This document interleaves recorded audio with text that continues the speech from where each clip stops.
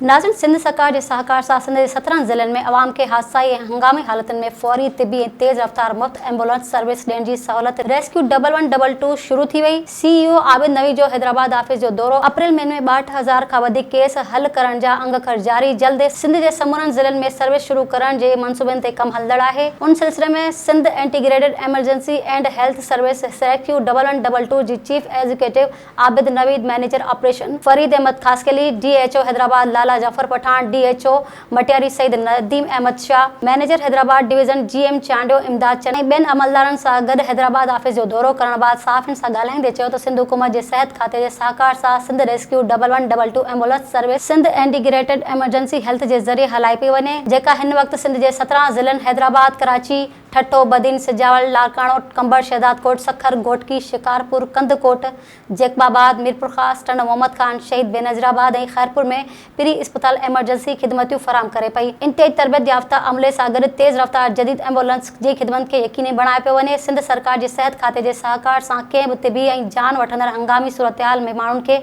24 कलाक ambulance service मुफ़्त service फराहम करे थो। हिन चयो त गुज़िरियल अप्रैल महीने में सिंध जे 11 ज़िलनि में असांजे कमांड एंड कंट्रोल रूम ते 3,33,395 माण्हुनि जूं फ़ोन कॉल्स आयूं, जिन मां 42,258 गैर हंगामी ऐं 23,918 हंगामी कॉल्स हुयूं, जिन जी फौरी मदद कई वई।